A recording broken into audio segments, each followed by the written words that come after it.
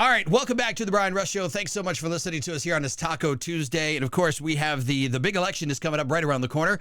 The primary election, which is coming up on August 13th, and the big election coming up in November. And I want to welcome another one of our guests back to the show. He's a friend of the show. He's been on a few times, but I'm not going to hold that against him.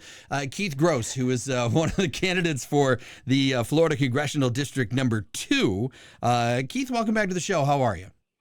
It's good to be with you, Brian. Thanks for having me on. Absolutely. I'm glad that you're on because, there's a lot of questions and a lot of things that need to be talked about when it comes to this. We've got a pretty full field. We have 8 candidates just on the Republican side alone for this seat. So it's a busy seat, a lot of information, a lot of questions. And I'm big on making sure we get the right people into these seats. And based upon a lot of the polling numbers that I'm reading right now, I think a lot of people are pretty familiar with you because all the polling that I'm seeing is showing you right there on the top, but that doesn't mean that some people might not know who Keith Gross is.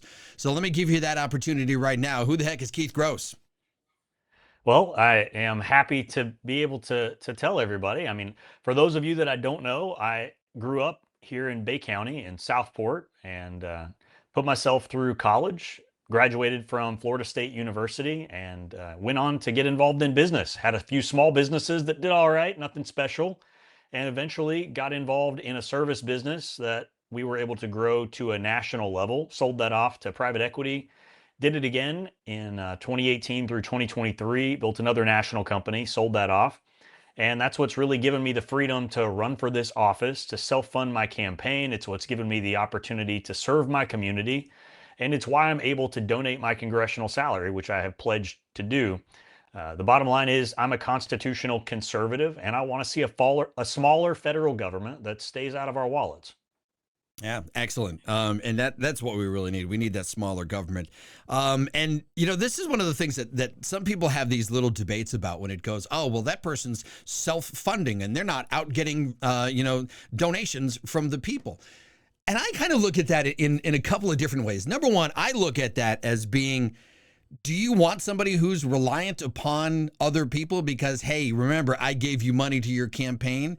And to be able to have somebody who's going to self-fund and not also take a salary, I think that says a lot. But what are your thoughts on that? Should somebody be like, so why should I vote for you? You're self-funding and you're not getting the stuff from the people. What are your thoughts? Well, we have actually gotten a lot of support from the people. It's just that's not our primary focus. When I'm meeting with voters, I'm not saying, hey guys, please write me a check. I'm just hearing what they want because that's what a person in Congress is supposed to do. We're supposed to represent what the people in our district want in DC. And I just think that if you spend your whole time trying to raise money, then you don't get to have a real conversation with voters. Or as you put it, some people in politics tend to sell their office before they even get it because they're so busy begging for donations. And, most of those donations come with strings attached. People are going to want something in return. And I want to make sure that I can do the right thing no matter what, that I can represent our interests, do the right thing for our hometown, for our rural communities, and for the whole Panhandle and Big Bend area here. I want to make sure I'm not beholden to special interests and that I can put our constitutional values and put Americans first. All right. So here's another one that I want to get out of the way before we go any further, because this is one of the things that I've seen in comments.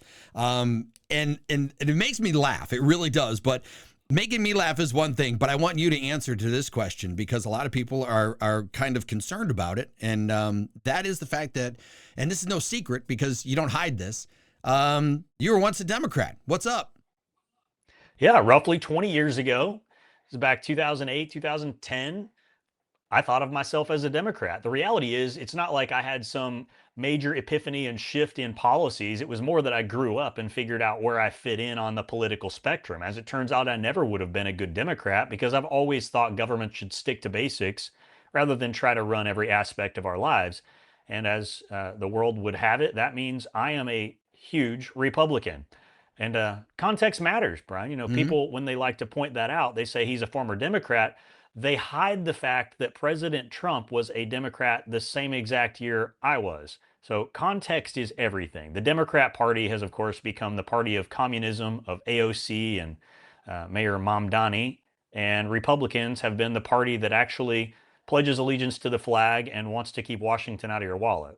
Yeah, and as you pointed out, not only was Donald Trump a Democrat at the same time that you were, Ronald Reagan was a Democrat, Democrat governor of California, and we Yeah. all compare him as like the high standard, followed by Donald Trump. So, and I self admit this too, that when I was 18, I was dumb, and lived in Massachusetts and was a Democrat then, but only for a short period of time. So it is something that does change up quite a bit.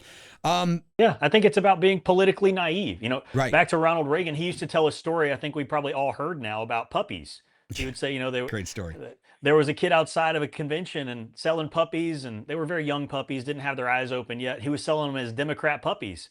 And then a few weeks later, there was a Republican convention, same kid still selling the puppies that didn't sell last time, and he called them Republican puppies. And President Reagan says, I asked the child, what happened? Why are these Democrat puppies Republican puppies now? And he says, well, now they have their eyes open. Yeah, it's a great line. He was such a great communicator. I don't think there'll ever be anybody quite like him. Another thing that I want to hit on, because obviously you're now one of the front runners, if not the front runner for this election right now. So there's obviously going to be a lot of attacks on you. And the other one that I've seen, other than oh, he was a Democrat. And that is you being accused as a rhino. Now, full disclosure, I've known you for a few years now. You were a client of mine with another company, so we've known each other for a bit. And when I hear that, I kind of laugh a little bit because I have gotten to know you a bit. What is your response to you being called a rhino? They don't want to talk about policy. They just want to throw name calling, I suppose. And as you said, that sort of comes with the territory of being the front runner. So I'm okay with that. But use a little logic is what I encourage people to do. No one's going to build national companies and harbor any sort of socialist ideas. No one wants to deal with that much government regulation and comes out on the other side thinking that more government's a good idea. Pretty much anybody you'll meet in life who's lived the American dream, who's come from living in a trailer to building national companies, any of those people are going to be staunch conservatives because they've seen firsthand how government overreach impacts growth in a negative way, not a positive way. Yeah, you're absolutely right there. Let's get into some of the other big issues now. Obviously, there's a million and one things that go on in Congress. There should be really 101, but that's a whole other argument. What do you think right now is the top issue for Congress to address at this moment in time? Well, the two things kind of go hand in hand. As you said, Congress is doing way more than they should, and they're abandoning the basics. So they can pass all these laws that are going to create extra bureaucracy and run up the cost of government, but they can't pass a basic budget that lives within our nation's means, which is why they keep running up the debt. It's why they're spending on a deficit and devaluing our currency, sending inflation way too high. So I think it really goes hand in hand that we should reduce the size and scope of government while fixing affordability issues, because those two things feed one another. Mm-hmm. Excess government spending drives inflation. Inflation makes life less affordable because real wages have not kept up with the cost of real prices. And so as the cost of everything goes up and the true wages don't go up, everybody's getting squeezed. That's why we've got the affordability crisis. Top that off with a few decades of bad foreign trade deals, and it's no wonder American families are struggling. It's why we're getting hit at the pump. It's why we're seeing high prices at the grocery store. And it's why working families across this state and across this district are struggling to make ends meet. They're trying to scrape together. Think about our older folks that are living on Social Security. Those Social Security figures were set a long time ago before the cost of everything went up dramatically. And that's causing a really unfair squeeze to these people that worked hard, did the right thing their whole life. They built our nation's economy, and they're getting left behind by a Congress that just doesn't pay attention. Yeah, I want to hit a little bit on affordability because I called this probably maybe a year ago before we really got into this campaign season. And I said, you watch, the key buzzword is going to be affordability. Every candidate is going to be affordability. Democrats are going to be, unaffordable and, oh, it's the worst thing ever. And affordability. And we hear it all the time. We just saw the House and the Senate pass the Housing Affordability Act, which I don't know if you've read it. It's kind of a joke. It kind of reminds me a lot of the infrastructure and the Inflation Reduction Act. It's like, wow, you wrote a bill that says reduce inflation, but you still inflated reduction or inflation after you came up. So it's kind of stupid when you see these things. And aside from just doing a bill, I mean, what are your solutions for bringing down affordability? Because there's a cause behind the unaffordability. What are your solutions to this? The two main causes are government spending and bad foreign trade deals. So to your point that, look at the Inflation Reduction Act, what it really did was spend a lot of money through the federal government that inflated our currency, and it did the exact opposite of what it was supposed to do. And so going back to Reagan, he used to make a pretty obvious statement that I wish more of us would hold dear now, and that is that government is usually the problem, not the solution. So in Congress, one of my primary focuses is going to be getting the federal government out of doing so many things. The federal government does too much right now. It tries to be everything to everyone.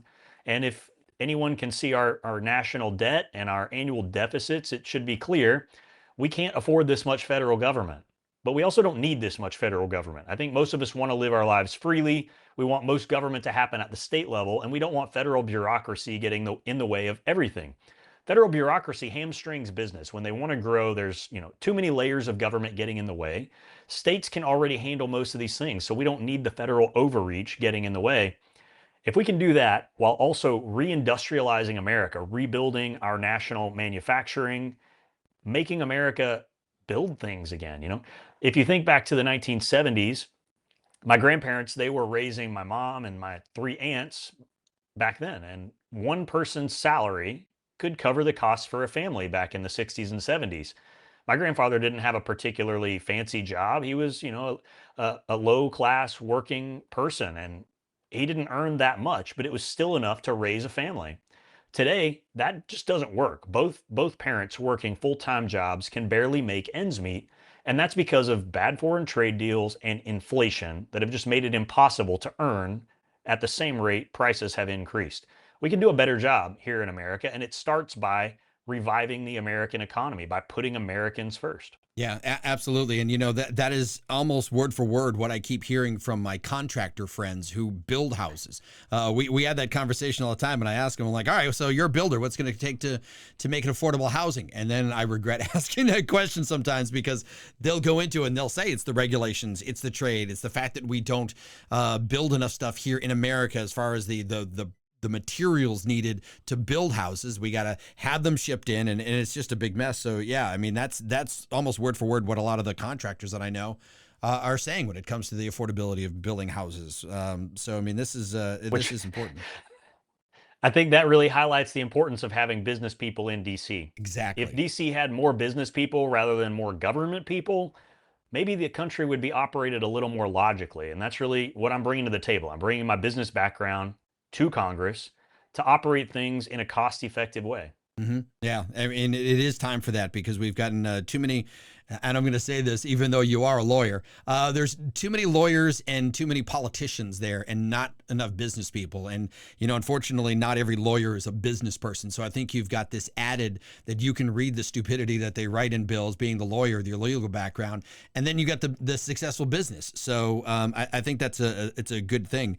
But there's a lot of other things going on up there in DC. Obviously, immigration is the big thing. ICE, the anti-ICE. We got to get rid of ICE, and you see some of the socialist movement that's going on that really wants to get rid of ICE. What is some of your thoughts on immigration? Because obviously it's also changed a lot since Donald Trump has become president, but we're not quite there yet. What are your thoughts? Oh, yeah. I mean, if you rewind just 15, 20 years ago, Democrats believed in strong borders. They believed in ICE, and they wanted to see illegals deported. And that highlights the issue we're facing today, Brian. It's not really right versus left anymore. It's America versus communism. And the Republicans are the ones carrying the American flag, and the Democrats increasingly are the ones promoting open border communist policies that would be the destruction of our nation if allowed to continue. They want to defund police while also being soft on crime and turning criminals loose. They want to disarm us by infringing on our Second Amendment rights while expecting us to live in a society filled with the criminals they've just released. They want us to pay increasing levels of taxes while also having to pay higher prices for housing because there's an extra 10 to 50 million illegal aliens that should not be here at all. They want us to make sure that we've got great health care while filling our emergency rooms with illegal aliens that they refuse to deport. And now they're blocking bills that are as common sense as requiring an ID to vote in our elections. They don't want that to happen because now that they've let all these illegal aliens in, they want to make sure that they're eligible to vote in our elections. This is how we allow our nation to be stolen at the ballot box by leftists. Mm. And, thank God we've got President Trump standing up and talking about the communism, talking about the illegal immigration. And fortunately, ICE is funded and can continue doing the deportations that they are tasked with performing. But we've got to ramp it up. This shouldn't be a controversial thing. It shouldn't be a situation where we are soft on illegal immigration. We should enforce our laws as they are written. If you don't agree with the law, fine, try to change it. But the idea that you can simply not enforce the law is a completely unconstitutional concept. And if we stray from our Constitution, this nation will fall apart. And that's why I feel so strongly about running for Congress and doing my part to restore constitutional values. It is the only way to preserve this republic. Yeah, you're right. It really is, and the left has been.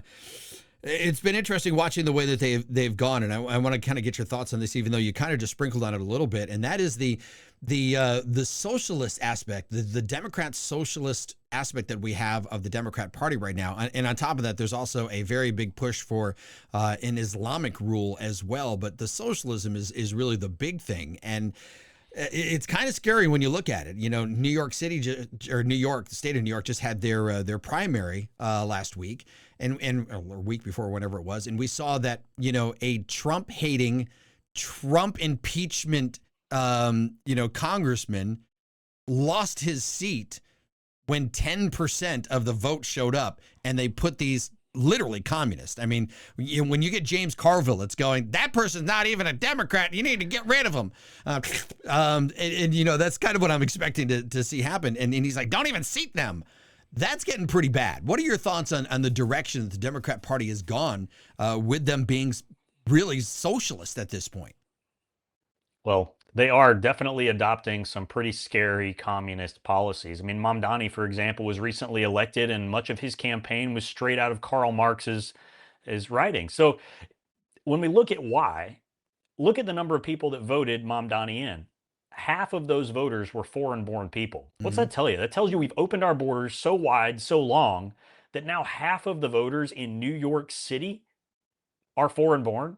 Yeah. We've let people come into this country too many, too fast. And so there's not been assimilation. We're importing the third world and we're letting them outnumber us at the ballot box. Before you know it, they're going to be putting third world policies in charge of our nation. We don't have long to fix this problem before it becomes too big to fix. You mentioned the Islamic rise. We've got places like Dearborn, Michigan, where they're pretty much ousting all of the people that have lived in Michigan for the last 150, 200 years, and they're Mm-hmm. replacing them all with a bunch of newly arrived Islamic adherents. And these people want to enact Sharia law. That's completely incompatible with our Constitution. If we're going to have immigration in this nation, and currently I don't think we need any immigration, we've got too many. But if we're going to have any immigration, it needs to be a policy that puts Americans first. It needs to be a policy where immigrants are allowed to enter at such a slow pace that they assimilate. Because if you allow 10, 20 million people in, they're not going to assimilate. They're just going to bring their culture to America.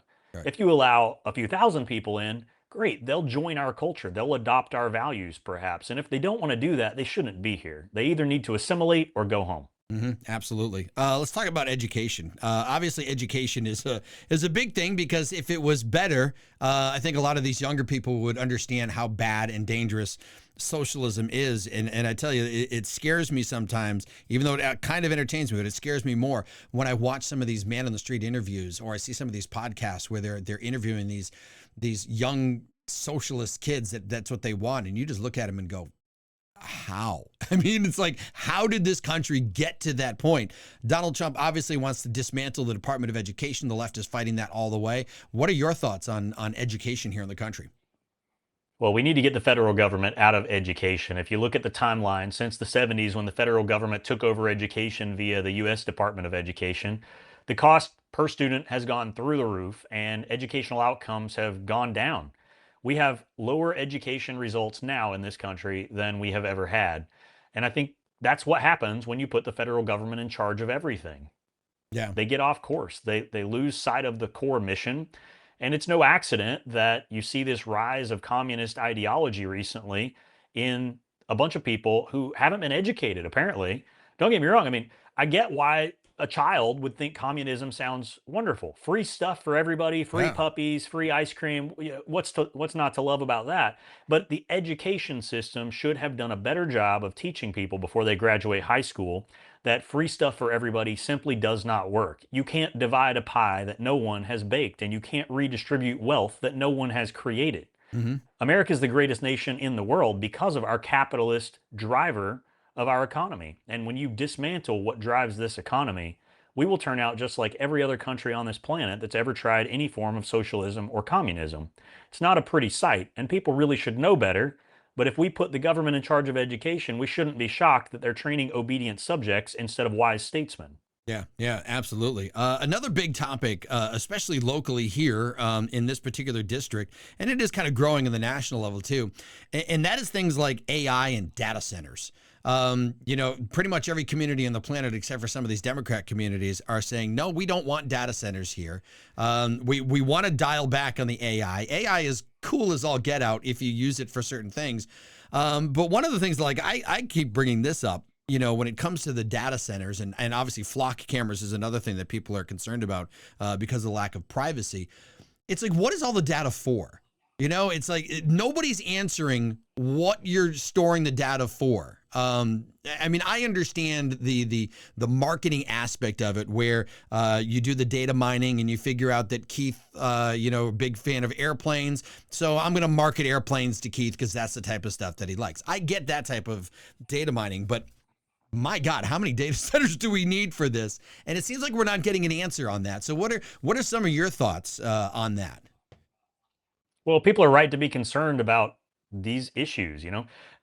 AI is cool. We like technology. We want our phones to work. We like it when we get answers when we ask a question in our phone. That doesn't mean we need to allow the destruction of our rural communities or that we need to allow data centers to be built in our residential neighborhoods. There's a time and a place for everything, and data centers need to be developed in places where they're not going to disrupt people's lives, where they're not going to raise electricity rates for homeowners, and where they're not going to pollute water or use precious water resources.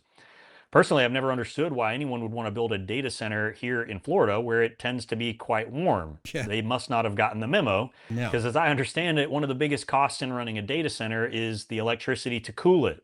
So, why wouldn't they put it somewhere, anywhere other than Florida? Uh, I understand that we need some technology to move our economy forward. It's important that we stay ahead of other competitors in the world like China, but we don't have to sacrifice our communities to make that happen. The same thing with flock cameras. I support law enforcement. I want to see tough on crime policies. I think we should be locking up the criminals that are committing these crimes instead of slapping them on the wrist and turning them out to do it again. Flock cameras aren't necessary to solve crimes. Police have been solving crimes for decades. And as I've pointed out a billion times, I am a constitutional conservative, and I believe the Fourth Amendment protects us from being spied on by our government. Hmm. You shouldn't be surveilled by your government unless you are reasonably suspected of a crime. And you shouldn't have that level of tracking unless a warrant has been issued based on probable cause, signed by a judge. So, this idea that we should all be tracked 100% of the time, just on the off chance the police need the information, is antithetical to the entire perspective our founders had when they drafted our constitutional protections. We need to ban flock cameras. That's an absolutely unacceptable invasion of our rights. And if we fail to act, the government will chip away more, and then they will chip away more. Freedom's like a zip tie. It's easy to get it smaller and tighter, and it's really hard to work it the other way. Yeah. We've got to start pushing back the other way, or we're not going to have the freedoms that made America great. Yeah, you're absolutely right. We're chatting with Keith Gross, who's the candidate for Congressional District Number 2 here in the state of Florida. One of 8 Republicans. Of course, the primary is coming up on August 13th. Then the general election to go up against the Democrat. Not that matters all August that much. 18th. Is it the 18th? Yeah. Yeah, I should know Yep, that. it's I 18th, should. but early voting happens on August 8th. All right, so let's plan on the and then 13th. Election day is the 18th. Yeah, so we'll plan on the 13th to make sure you get your vote in and don't wait till the last minute. We'll stick with my original date on that one then. Keith, what other things are important to you that you want to get out to the voters that they need to know about you and the stance on what you stand on things? Well, one of the important things, as you just pointed out, is the election day. I can't tell you how many folks I've met and they say, yeah, you've got my vote in November. And I tell them, no, no, no, you better vote in August. Yeah. We are blessed. I mean, thank God we live in North Florida where it's a bright red district. Trump won this district by 18 points. We're electing a Republican congressman in November. Hmm. That's pretty That's pretty much much a a given. certainty. Yeah. Yeah. So if you want to make up your mind as to who your next congressman is going to be, you've got to vote in the Republican primary in August Yeah. because that's where you truly choose your next congressman. I think it's important when we make that choice that you make it based on people's policy positions and people's effectiveness in their own lives. And I guess that's where I feel like I've proven my ability to get things done in the private sector in business. Nothing was handed to me. I was born in a family that had absolutely nothing, and I've worked my tail off my entire life. Nothing's been handed. I've worked hard for everything, and I'm going to keep working hard when I get to Congress because I'm not doing it because I have to do it. I'm doing it because I want to do it, because I want to give back to my community, and I want to help save our nation because the path it's going down is not a good one. Yeah. We can do better. We can save America. Its best days are still ahead of it if we work together. Yeah, absolutely. You are right when it comes to that. Our best days are still to come. Keith Gross, how do people get to know more about you, contribute to your campaign if they want to do that, reach out to you, messages? How do they get in touch with you? KeithGross.com is our website. It's got a little more information. It's got links to social media, and you can reach out to me right through the website. I'm also very active on X. It's just x.com/KeithGross. And I'm on Facebook and other platforms as well. There's tons of speeches. There's some ads. If you want to watch videos, they're on YouTube. There's a ton of material out there. If you want to hear my whole life story, I wrote a book about it a few years ago called Dirt Roads to Runway. Which, I for grew the up on a dirt record, I road and finally got a copy of it. So I'm not even giving you a hard yeah, time about it this time. So I give away a lot of copies at these campaign events. We've done events in every county. We've done a few events in almost all the counties now. And the book, like I said, Dirt Roads to Runways, it's on Amazon. It's an audiobook on Audible. And it's just a way to get to know me in a very personal way. I talk about my entire childhood and all the way through now, basically. yeah, it is a pretty good book if you want to get a little insight on Keith, which I think is great that you are that open to talk about it, and you do tell your story, and I think somebody's story about their life really does kind of help you have a better viewpoint of who it is that you're voting for. And this is one of the things that I think every candidate should be involved in, and every candidate should be open about who they are. Tell the stories that are going to be embarrassing, because sometimes it's better to get those stories out now than it is later on, where somebody goes, "Excuse me, can you explain this?" So that's a good Yeah. thing. 100%. And Brian, for the haters and the losers, we put the book at the lowest price Amazon would let me put it. So it's not about making money. I'm not plugging the book because I need money. I give them away. If you want Right. one, y'all send me an email. I'll give you a free copy. Yeah, I got my free copy, so I'm happy, and I think it's even signed, if I'm not mistaken. So I mean that It sure is. adds a little bit more to it. Keith Gross again, congressional district number 2 for here in the state of Florida. Election day is August 18th, but plan on August 13th. Shoot for that day to be the day that you actually get out and vote. But with that said, though, should you become the nominee, you still have to get out and vote again on November 3rd. So this is a double whammy. So you could vote in August and think that it's done. No, you got to vote in November as well once we pick the candidate. But KeithGross.com is the site to go to. Keith Gross, as always, pleasure having you on, and look forward to seeing you again soon. Thank you so much. Good to be with you. All right.